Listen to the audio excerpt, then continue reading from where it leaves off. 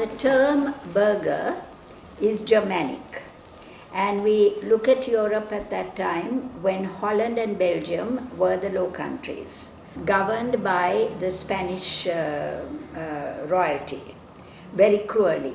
The 80 Years' War was raged, and with the driving out of the Low Countries of the Spanish, there emerged a middle class. The economic social structure hitherto had been lord-serf. Now, into this social structure came a middle class who took to trade and business. And they were termed the burghers because they lived in a town. They became very rich, very powerful. They found the confines of the Low Countries, which had now divided into Belgium, Holland, with a stadtholder. They found the confines of Europe too restrictive, so they went to seafaring. There was cutthroat competition amongst these seafaring companies. The personnel in these companies were mainly the burghers. And recruited at that time, they are the Protestants. Protestants from France who were driven out by the Catholics, the Huguenots in other words, the English and the Germans. The burghers as such became so powerful, so competitive, that the stadtholder in 1602 set up the Dutch East India Company. And with very strong powers, they could go to war, they could acquire property, lands, they could rule, the lands they occupied, and they could recruit. And they recruited not only the Dutch, but they recruited the Protestants from around. So this crowd came to the colonies and Ceylon as such. There were two classes in Ceylon, an official class and an unofficial class. The official class were the company servants. The unofficial class were those who came for trade, adventure, blah, blah, blah. The riffraff, in other words. And they were known as the burghers. They were given the privileges as the burghers in Europe. Non-military duty, freedom of trade and so on. 150 years this existed in Ceylon. And they found themselves concentrated in Colombo, along the coast, Gaul, Mathura and Jaffna. Came the British, because the British East India Company then emerged. And by the terms of the treaty, they were restricted in that they were not promised jobs when they went back or employment when they went back either to Java, which was the headquarters of the Dutch East India Company, or to Europe. They had the choice of going back on their own, but many of them who had a generation or two here in the colonies preferred the warmth of the colonies and the lifestyle, what they had acquired in the food and the habits and so on, then going back to the coal break-lines of Europe. So there were roughly 900 families. They became the burghers. Originally, in early British times, they were persona non grata with the British. Because the British at that time, the British who had taken over, were administered from Madras, and they looked down on the burghers as such. They cut out the Dutch language and they forcibly introduced English. Socially, they had nothing to do with each other. That was 1796. In 1802, this became a crown colony, and Governor North was the first governor. Now, North was under the British royal, shall we say, dispensation. They realized that this community of a foreign element was useful to them administratively, because they were not proprietary owners of lands and so on. They were essentially a middle class used to working in a white-collar capacity.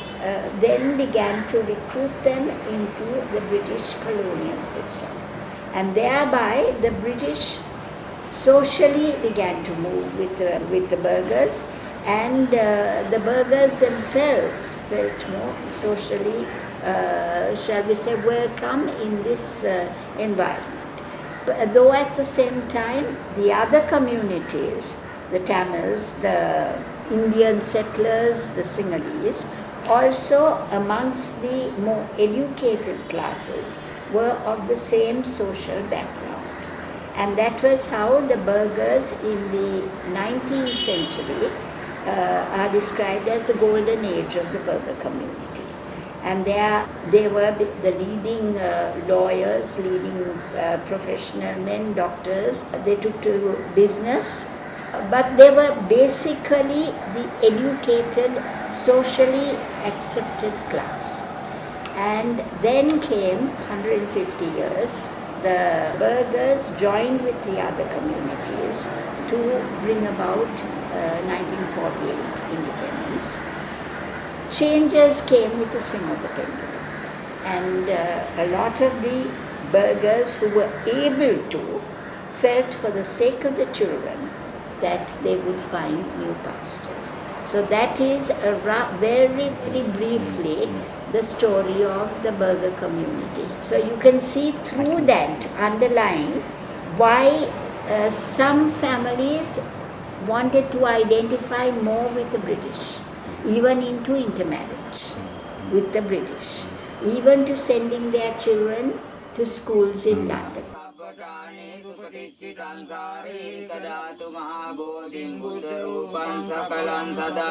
Namami Buddhang Gunasagarang Sang Saddha Sada Huntu Sukhi Avira Kayo Sikujyo Sakalo Sugandho Gachanti Gabde Maranangaya Avira Kayo Sikujyo Sakalo Sugandho Gachanti Gabde Maranangaya Namami Sangham Muniraja Sarvasam Saddha Sada Huntu Sukhi Avira Kayo Sikujyo Sakalo Sugandho Gachanti Gabde Maranangaya Kali Namaja Jittine Pamadine Ayakatan Atyam Kamame Bhante Bhuri Panye Tathagate Namo Namaste Agni Kanda Chase Asri Namadika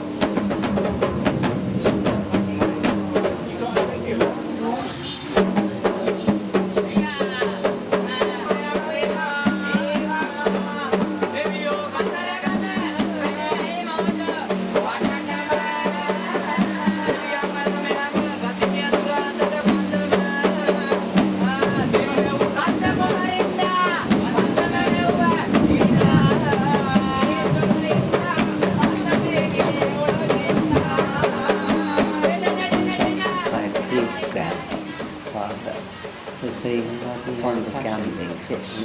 They owned most of Candy. Piece, but a friend also gambled most of it away, and in one throw he lost the whole of Wall Street, wrestling and sharks, queens and everything else. The tourist. He was totally insane. I had an uncle, he was a solicitor. Also managed to marry rich enough to have the streets covered in straw, so it couldn't disturb his wife while she was sleeping or giving childbirth. They had vast families. Because there was a hissing noise behind him when he turned around, and there was a cobra just about to strike. And he just took his head off, armed all the staff with his golf stick. Nobody took up the notice, and he wasn't too impressed. It just all ignored it. It's supposed to be a thought it was mad anyway.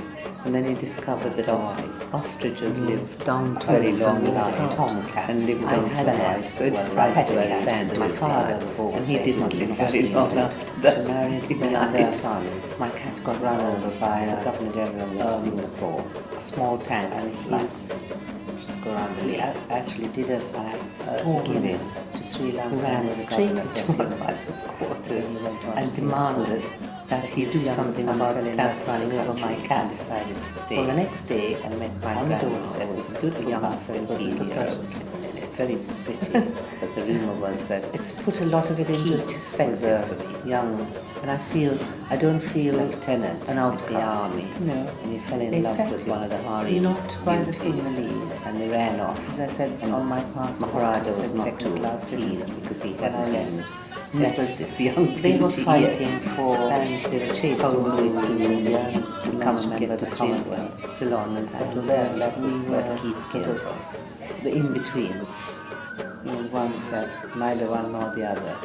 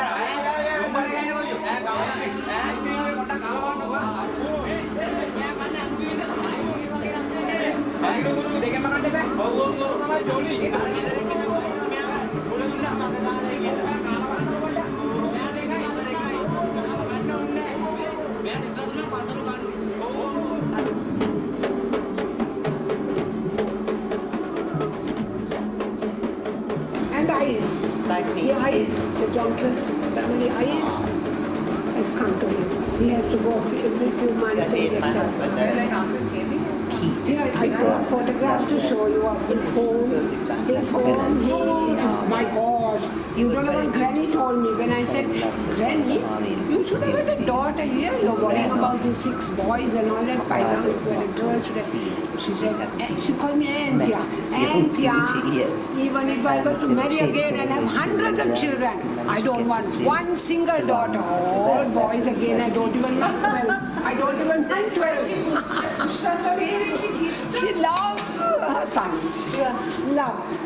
But she did wonderful needlework. My beautiful work. I wish to God the last The time skirt she to made me. material. I mean, I had an order like that of embroidery. Why I didn't cut it off and keep it? I don't I have know. got her. But she'll give you a hug and then push you away. No, I do crosswords. I've got that from her. She had that alien I just have a teddy bear, which are quite in our age. But her needlework was exquisite till she went blind. Then he discovered that So now I introduced you to Auntie Dicky's very long grandson. and Boy, lived on sand. So he that decided is to add Granny's sand to his younger life. sister. And he didn't live There was very long Lala after Rachel that. in Yeah, he between. died. Auntie Lala, I used to love Auntie Lala. Yes. I loved her. I never toffees. forget her lying Grandpa used to at say she's Dunbar. poisoning No, you. at Maze Land. She was lying on the bed. Auntie, has Peppy died? What does a coffin then? I said, Auntie Enid. I call her Auntie Enid. I said, Auntie Enid, he hasn't died. His breathing is quite all right. The doctor is with him at the moment. I mean, he hated her.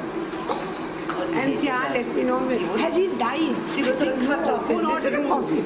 And she was totally isolated. She wasn't allowed She used to come in near at night anyone dress on the else. roads. You won't believe it. She used to come. You know, then when we went, she had a saw boarding house in New Relia. So we went to stay with her and Pam's grandmother, Potka, Mrs. Potka and she. And my gosh, she used to take me marketing. Khadi with a bag, right? Every boutique she'll go, lovely chilies, 2 or 3 into the bag. Then next one, nice potato, about 4 potatoes in the I bag. think She they- goes home free. All the vegetables and all the condiments I think they have free. to come and get the money off No. And then suddenly on the road to her house, there's a hill like that. She stands, parts her legs and number 1. Please. Right. So I told my mother I can't go. I was ashamed of that doing on the road. She doesn't wear anything underneath, so she stands with Because us. Grandpa, she made this wonderful sort of fudge toffee. But a lovely nature. Lovely. Grandpa, if I sort of said, oh, this is Auntie Lala's toffee, it's not shut my hand and throw it away, so it'd be poisoned eating it. She said, she makes it in the lavatory. Makes her in the lavatory. He really hated her. Can you imagine? 3 of us are here, the only jonglers are here. Dear Glenn is the only 2 jonglers are in the island. Funny, isn't it? Yes, the only 2. No, now you should see her. You should see Ninette doing the baila and all that now. She's so thin, her hair is like this. She won't even comb it. But you don't know what she did about 2 weeks ago. Her birthday. So one of the sisters, I don't know who is here, I don't know, had gone to see her the day before and given her some money. And she had taken it and said, I'm sorry, I can't come tomorrow on your birthday, so I thought I'll come today. From the crack of dawn on her birthday, Ninette is missing from the home. You're supposed to write.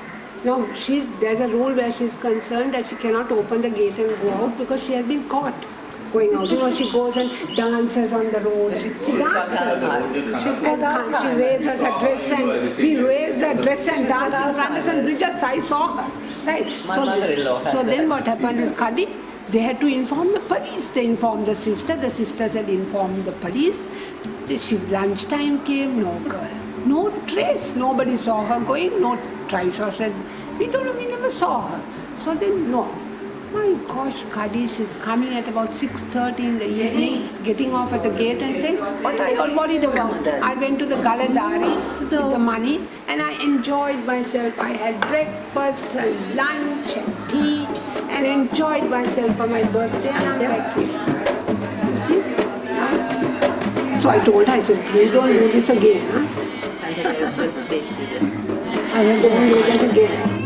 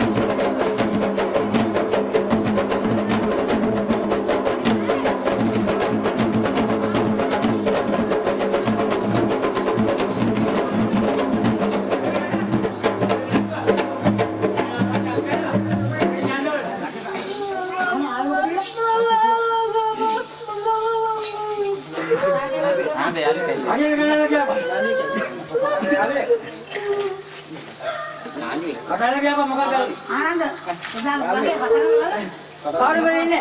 කවුද ඉන්නේ? ආන්නේ මොන බතරෙම කියද? මොන බලාපොරොත්තු වෙන්නේ?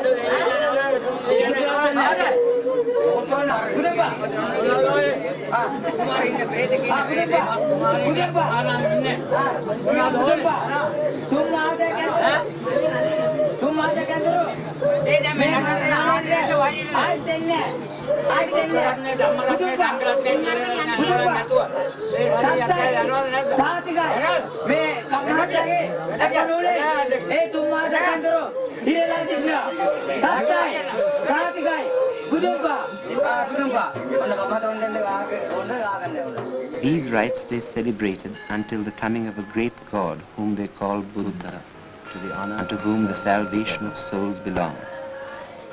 Him they believed once to have come upon the earth, whence he departed from the top of the highest mountain on the island, called in the Chingule language Amalel, but by the Portuguese and the European nations Adam's Peak. It is sharp like a sugar loaf, and on the top a flat stone with the print of a foot like a man's on it, but far bigger, being about 2 foot long. It is the footprint of the Buddha. The people of this land count it meritorious to go and worship this impression. And generally about their new year, which is in March, they, men, women and children, go up this vast and high mountain to worship.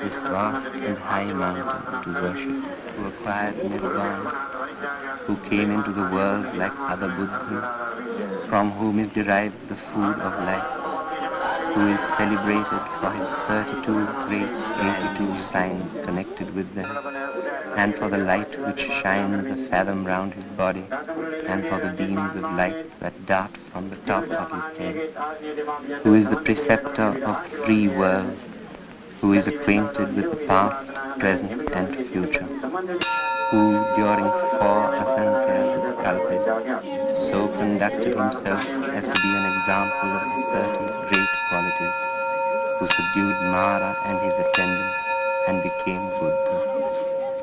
In the 8th year from that event, he rose into the air, spread beams of light of 6 different colors round his person, and stamped the impression of his foot, bearing the noble marks Chakra Lakshana and the 108 auspicious tokens on the rock Sama.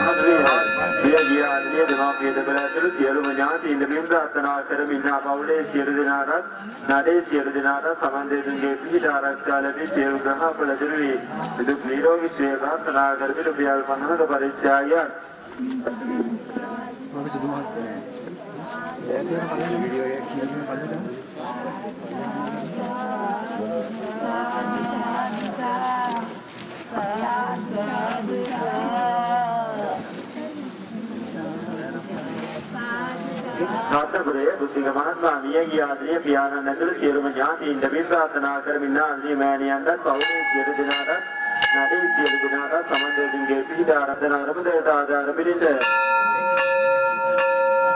හරවානේ තුසිත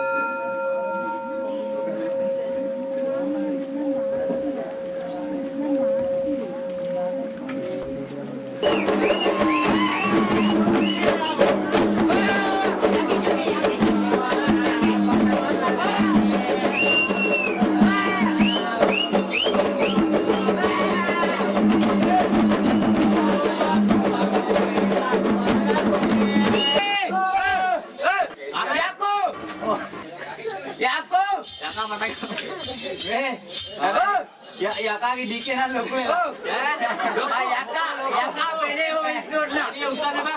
දත්තු ඇති. Number 1. යකෝ. යකෝ හැබැයි ඉස්ලාම් ළමයි පිටිපස්සෙන් ළමයි යකෝ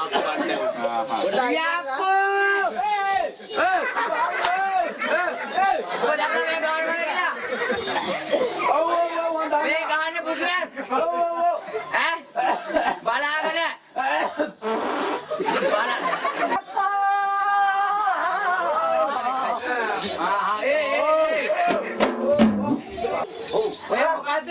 මොකද්ද කරන්නේ? මේකෙන් අයිලා මේ පැත්තේ. මේ පැත්තෙන් කපනවා. බලන්නකෝ අතරබා. මේ සත්තු ලොක්කෝ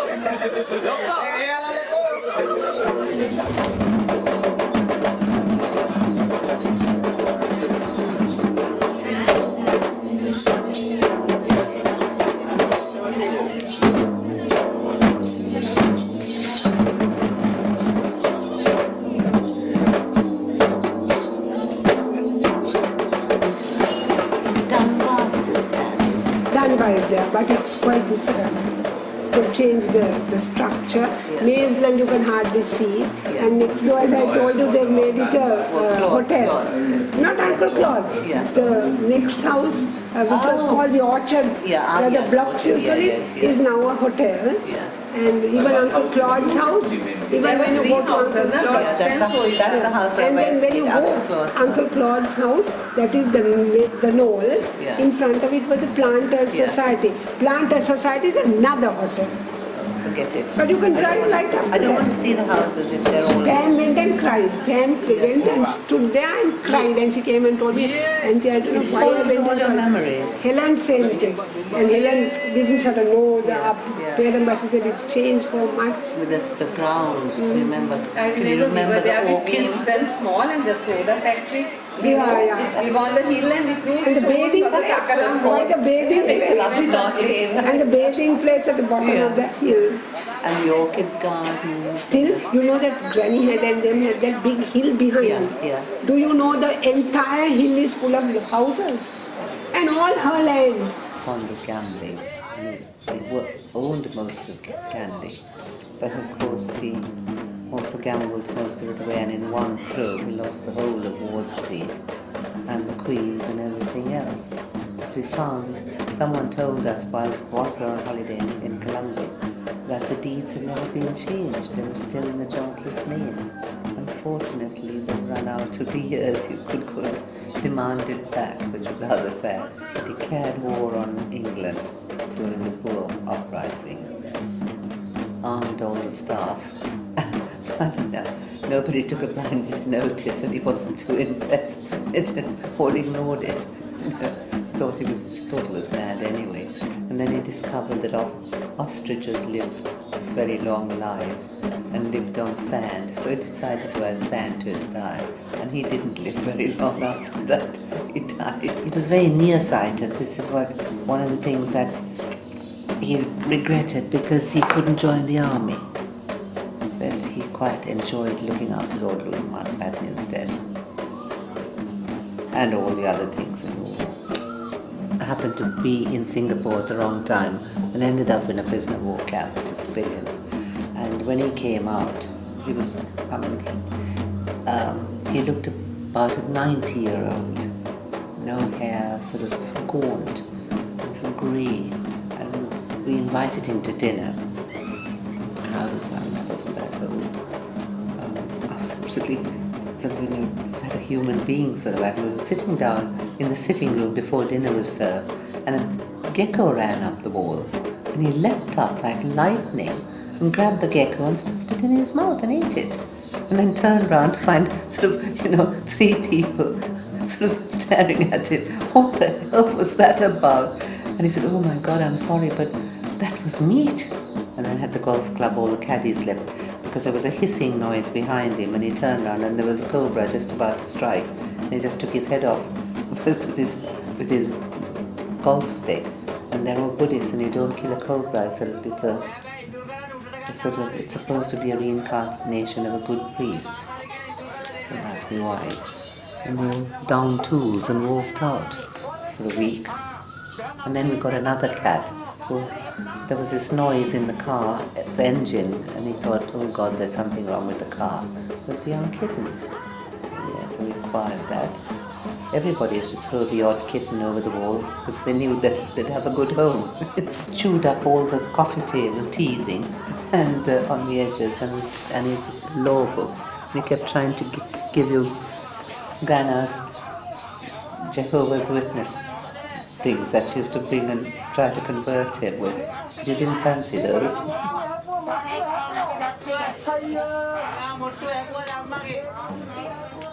I never saw him again after that. It's put a lot of it into perspective for me. And I don't feel an outcast, which I did. I feel, they accept you. But when not by the Sinhalese. As I said on my passport, it said second-class citizen when I left. They were fighting for home rule and become a member of the Commonwealth. And we were sort of the in-betweens, the ones that neither one nor the other. Because those in-between these Yeah. you weren't accepted by either. Not really. It was polite meetings. And most of the English at that time were definitely not all that wonderful. When I came to England, they were the sort of clerk basis who were running things. But, I mean, you can imagine at about the age of 10, 12, I could walk into Cargill's, which was, we saw it, the main shop, and demand a seat to sit down before I gave my order. Mum used to send me down with a list of stuff she wanted. And Madam sat in a chair, gave the list, and would it please be delivered at a certain time, which we wanted, and walked out again, like a little princess. And I thought everyone lived like that. Yes. Yes, it was. The first thing I was told was not to smile and say good morning or good evening to everybody I met. Which is what you did. And the one major thing of this trip was seeing both my parents' graves, because now it's in my mind they're both dead and resting peacefully, not in a dump anywhere. You know what I mean? You know what I mean. But they're sort of looked after. And I was very impressed at how many people actually remember my father and Candy. He was very good because I'm just talking to you, when he had cases and he knew that there was trouble for them to find the money, he used to charge them hardly anything, and he'd do lots for free. Because he knew he made his money from the temple mainly, which the man sort of said to me the last time we were here, and yes, your father made a very good living out of us, and I said, well, you got a lot of land that you were fighting over for the temple through my father. It's like coming home and yet coming back to something you knew in another life, which is sort of strange feeling. But I felt very happy and calm actually. It's nice seeing things, but so much has changed, some for the better, some not.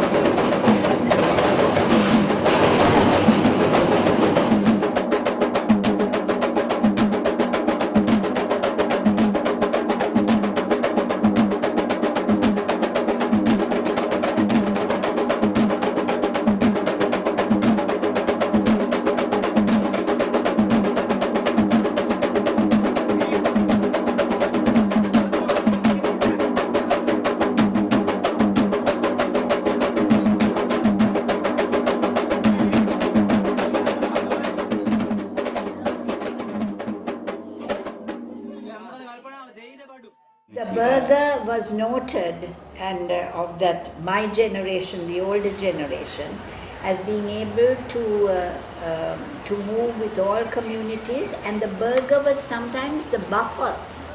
That expression has been used. The burgher was the buffer between the Sinhalese and the Tamils. I said it was a compartmentalization of schools. Now, the education system had the national schools in the rural areas.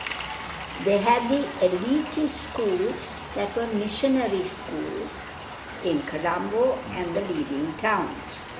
The nationalist schools, by a fiat of the education system in the British times, had to determine that their children were taught in the mother tongue. Now, in the rural areas, the mother tongue was either Sinhalese or Tamil. The missionary schools were not national schools, so they went on with English. Now, in the 50s, education system had compartmentalized a Sinhalese stream, a Tamil stream, a Burgher stream. Burgher and Muslim. The child whose mother and father, or father alone, was Sinhalese had to go into the Sinhalese stream. The Burgher had the choice with the Muslim to be in an English stream. And they said, we have to find new pastors, because our children coming up the stream in the English would not find employment. And we are middle class. We have to find employment in government service. They will be at a disadvantage. Not that they could not learn Sinhalese or Tamil, but they were not allowed to. So hundreds took off. It was purely on this fear of the future. 50s, late 50s, early 60s saw the migration of the Burghers. And the better Burghers, the more educated Burghers, families went. A few remained, like my father, for instance, who said, my roots are here.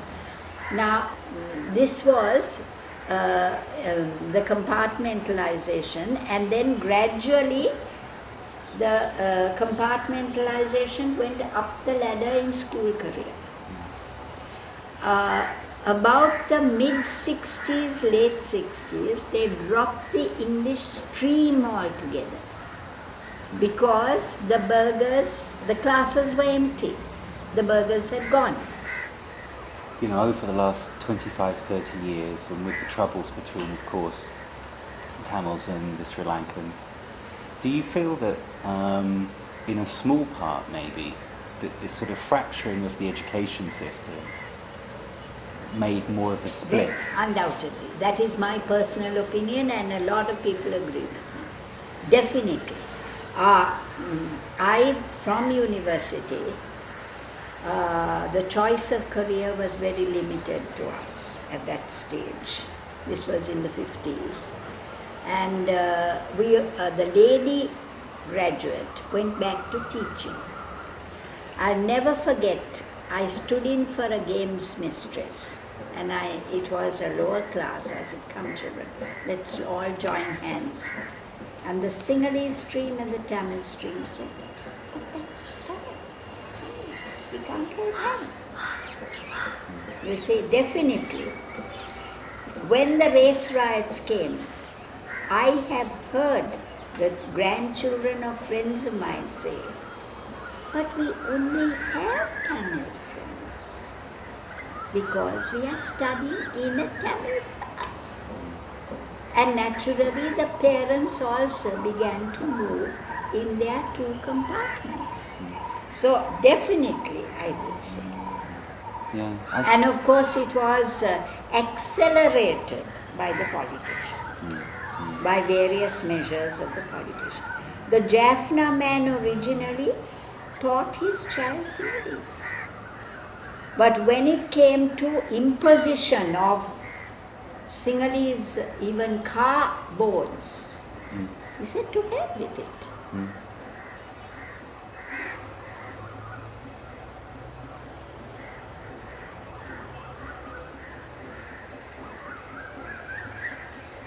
And she was saying to me that when she was, younger or a child, that it was her mother, of course, could step into an English club. Yes. But of course, she couldn't because then she was classified As a burgher. Yes. More than that, from 1871, the Colombo Club, a Supreme Court judge who was a burgher was blackballed in the ship. And the burghers were identified with the indigenous, and they were not even allowed as guests in the Colombo Club. Burgher is not an ethnographic name and has nothing to do with race. The term is of historic origin and refers to a political community which had a distinctive character when it entered under the sway of the British government. It's the antecedents, the culture that is in your genes, I would say, the culture that is in your genes. You may sometimes feel in London that you're not English. Burghers in Australia, the arrangement of their homes, they are entertaining you, they are the meal they serve you, the lump rice, the love cake, the blah blah blah blah blah. Is what they grew up in. What I sort of, the granddaughter inherits her recipes, her style of living, her blah. But for me, I'm a member of the community through, of course, blood, through genetics because of family history. But, I've completely grown up in Europe. And this is what I find very, very bizarre, is that I seem to fit in here a lot better.